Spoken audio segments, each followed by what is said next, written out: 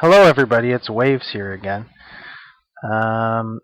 Shuffle Bus Season 5 is upon us. It just begun this week, and I have entered into the fray again. I missed out on Season 4, but I am back with Season 5, and I thought it would be fun before the posting any of my games to just go through my deck list and talk a little bit about it to give you a little bit of context. So Symboli's Paladins. I decided to bring Symboli to Season 5. A little bit about why I chose Symboli. So, there were two new Phoenixborn that are added into the tournament for Season 5. Brand new with Time and Charm, there's Auric, and with Time and Nature, there's Lulu. And there's a whole bunch of cards that come with those pre-constructed decks. And so, while I was playing on Ashteki, I was seeing a lot of this, and other people were mentioning it as well, that there was a lot of 4-book decks running 0-2 units, because there were a couple new 0-2 units that came into the card pool that were really, really strong. The first of which that I heard the most about was Summon Ruby Cobra. So, you can see it here. So it's a 0-2, but when it attacks, it becomes a 1-2, and it mills a card off the top of your deck. And then it also has this Intimidated ability, which is a bit more niche. But basically, units that have a Charm Power die put on them by you cannot attack Ruby Cobras. Which is really cool, but a bit more niche, I think. And you can have up to 3 of them. So I heard that was a popular and powerful card. And the other one, which was, I think, a little bit less common, just because of it requires a little bit more tech to get going, is Emberroot Lizard.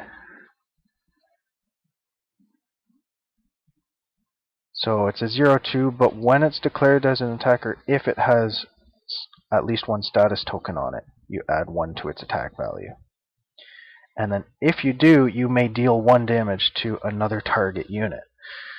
So I faced a couple really strong players who were using this, and so I saw firsthand how good it could be in a deck that could give it a status token, basically.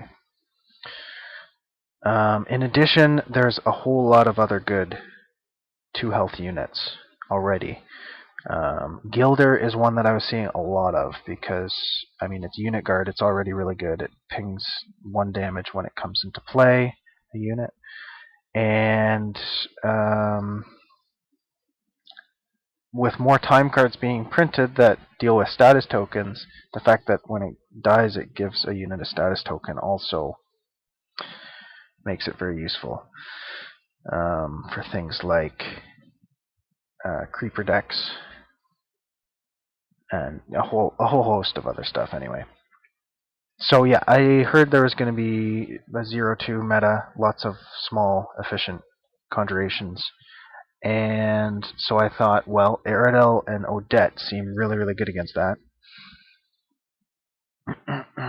So I started to make a Odette deck, right? And maybe even, and then there was one Aerodel deck that I was messing around with as well. But there was another card printed called Fate Reflection. So a reaction, you play it after a unit you control is dealt damage by a spell ability dice power opponent controls, and you prevent that damage, and then you reflect it, deal an equal amount back on a target unit you control. So this seems really, really powerful against stuff like Crescendo, against stuff like, well, Aerodel and Odette, right? Unless they're also running one of these to reflect it back, then it could be a devastating card. So I did kind of think that this card would push people away from, a little bit away, right, from damage-based removal. Maybe a little bit less Crescendo. And so if you don't have damage-based removal, you still probably need removal in a good portion of decks. So maybe you would go towards something like exhaustion removal, or like a fadeaway, like a alteration removal. One of the big cards that I thought of was Bloodchains, the one where you sack your unit and then you can put either 1 or 2 exhaustion tokens on a unit. There's also Steady Gaze. That's not as popular, but still a very powerful card. And Kneel also. So I thought Kneel and Meteor could be popular as well if people are running a lot of smaller conjurations. Maybe their battlefield will fill up and the control decks will opt for AoE. The other reason is because the new card Flock Shepherd.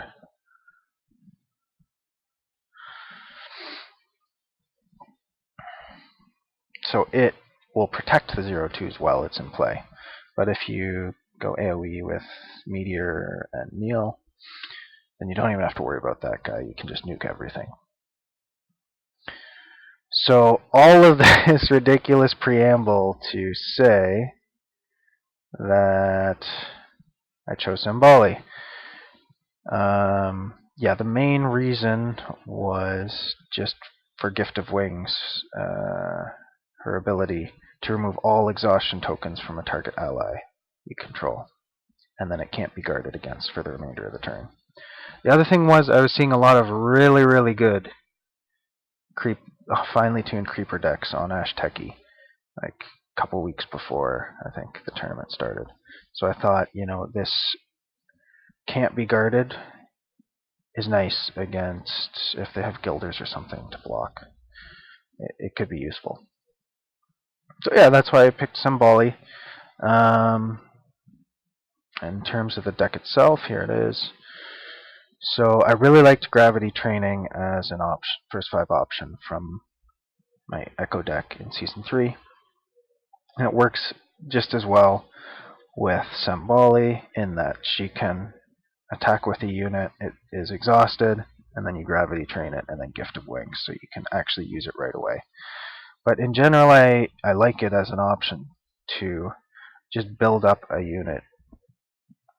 If you notice that your opponent's out of removal, or just doesn't have a lot of hard removal in their decks, then like a Sonic Swordsman or something like that, built up with Gravity Training and Root Armor, can just straight up win the game. And it also messes up the combat math a bit. If people are saying, oh, I only have X amount of damage to kill this Root Armored Sonic Swordsman, if you can just boost it up by 1 with the Gravity Training, then that can help keep it alive.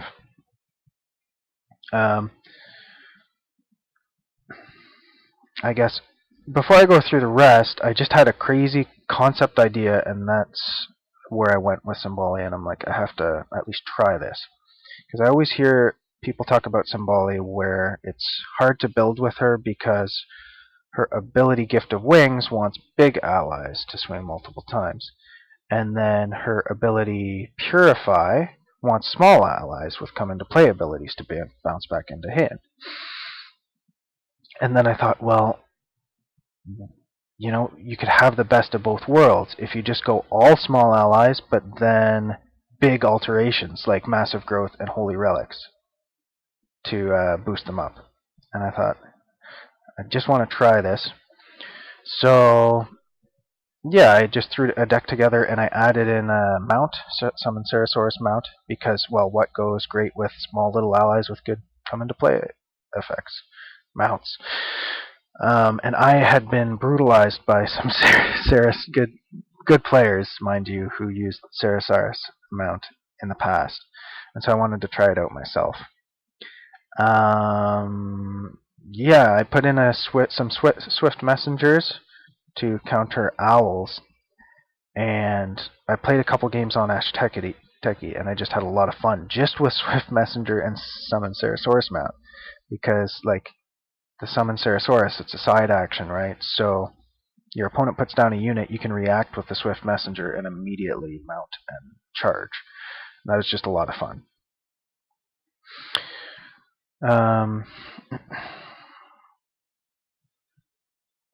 So yeah, definitely liked the Swift Messenger in there. And then Shepherd of Lost Souls. So I knew I wanted to also go Heavy Divine, because I figured the Divine Power dice, if you're attacking multiple times with Gift of Wings, you just get a little bit more value out of it. And I wanted Sonic Swordsman, because yeah, it's just a very versatile unit. Probably the best knight, but I don't know. In that you can do some things with exhaustion, which can help you against some mill decks where you don't want to like kill their little units that will mill you or exhaust your units back, but you just want to exhaust them and maybe even double exhaust them to clog up their board.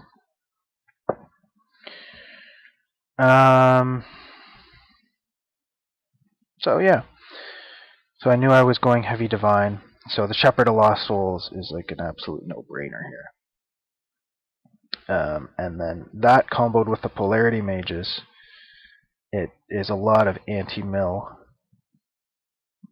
right? Because you put down a Shepherd, get back a Polarity Mage, then mount the Shepherd if you can. That's a bit trickier, but in an ideal world, then you can play the Polarity Mage again, get back an Alteration from the discard, purify, play the Polarity Mage again, so it's like built-in anti-mill. And then you get the ally back again if the mount dies, so yeah.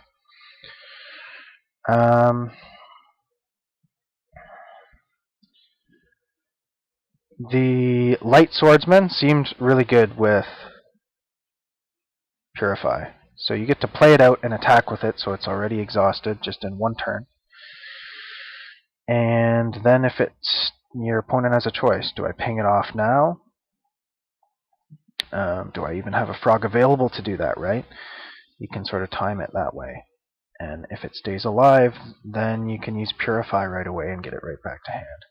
So that seemed really interesting. Also, Light Swordsman with Quick Strike and big alterations and attacking multiple times with a lack of guard with Gift of Wings just seemed like really cool synergy that I wanted to try out. So that's the story behind the Light Swordsman. The rest of these are obvious.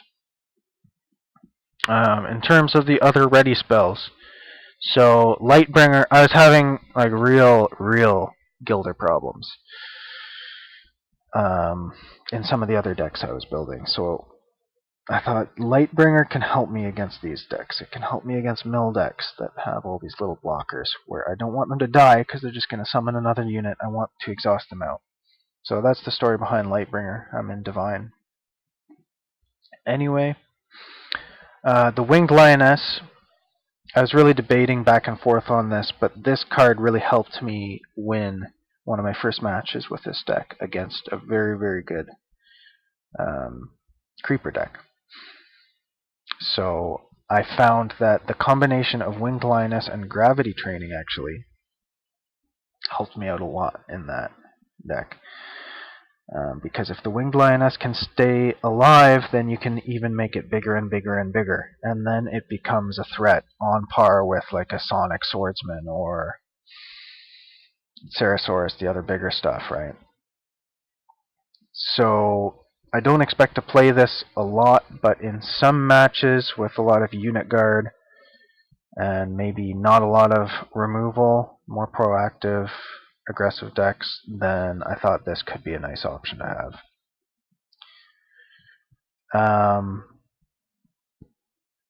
So yeah, I could play all 3 units if I want, and then one of these, or I could do like 2 units in both of these, or just 2 units in one of these, and hopefully draw into the other ones. But I thought if I really didn't want one of these units in a match, and since I have the 4 spell board, it would be nice to put another spell board card in. So I put 2 Royal Charms in, kind of expecting just to draw into them, but I could always first 5 it as well to get that value engine going right away of that free damage dice. Um, and obviously the damage dice synergize at least a little bit with Gift of Wings to swing twice with them. Yeah, so for alterations, I knew I loved the root armor on the Sonic. It's not always a good play, obviously, because you're doubling down, and if your Sonic gets removed, then yeah. But there's some, in an open deck list, there's some decks that might just not have a good answer for it. And if it goes in the discard, I got 3 Polarity Mages, so at any time I just have 1 spare nature dice lying around and could use a root armor. It's great. So Stasis, really like this, at least as a one of, for a couple reasons. There's the dream scenario that I've never pulled off, where I'm against a Herald and he marks my unit and attacks it like a Sonic Swordsman or something. And then I stasis that unit, and then I Polarity Mage after to get rid of the Mark Prey alteration. So that's one scenario, but it's just very multi-purpose, right? Side action, just exhaust out a blocker for mill to swing through or something like that. Can be recurred with Polarity Mage at infinitum. So yeah, that's why that's there. And then the Massive Growth and Holy Relics. I really didn't want 3 Massive Growths because I only have 2 nature dice, and I don't want them to clog up my hand or anything like that. But I thought 2, that's a decent chance of drawing into them or milling them. And then the Holy Relics, a bit less of an explosive play, but then it's not such a waste if I don't have enough mana for Massive Growth and Gift of Wings. I can just play the Holy Relics and get in for some damage with 1 swing, and then I can double swing with it next turn or something. Also, I learned that no one has played Holy Relics at all in any Shuffle Bus tournaments before. So I was like, yeah, I wouldn't mind being at least one of the first to include it. And there's, I know Chaos Theory from the discard really loves this card, and so that was a little bit for him too. Action spells, so I wanted the 3 times Purify, right? Because there's some conjurations like Bears that are very, very popular, and I've got all of the little allies to support this. And then 1 times Meteor. With this many Divine Dice, it's just a nice first 5 option to have, maybe. I don't know if I'd ever use it like that, but it gets the opponent to think about it. And yeah, if I'm really behind, it could save me the game. We'll see. I included Angelic Rescue. I did this over Fate Reflection because I figure a lot of people running Fate Reflection might be like Odette or Aerodel or Mayoni, who have. So they'll be the ones attacking. Then if I Fate Reflection, they could have a Fate Reflection up, and I don't have a way to spin them. Their turtles or illusion. So I went with just Angelic Rescue. I found it pretty sweet with the Sonic Swordsman if they need to use a bunch of separate damage sources. I guess there's one Rile the Meek new card that does all these separate damage sources, so Angelic Rescue is pretty sweet against that. And then 1 times Backtrack. I just put this in literally because I played against someone on Ashteki who just had a turtle dice up all the time. And I realized that, I couldn't attack at all with my big ally, or risk getting blown out by this card. So I thought 1 times Backtrack just for that alone, to get them thinking about that, and maybe they'll play more conservatively when they shouldn't. That alone made me put this card in there, but then I realized that with Swift Messenger and the Mount at opening, if I can wrangle it with my first 5, I could actually put Backtrack in the first 5 even. So yeah, this is my Symboli deck for Shuffle Bus Season 5. It's been fun to play so far, and I'm really excited to just learn how to play it, really. I know with all of my other decks, the first couple games I make a lot of mistakes and don't know fully how to play the deck, but then by the end of the season, I feel like I really understand the deck and know how to play it. So I'm I'm really excited about this one, and I had a fun time playing it in the couple test matches that I did before the tournament started. So, yep, that's it for me for now. See you later.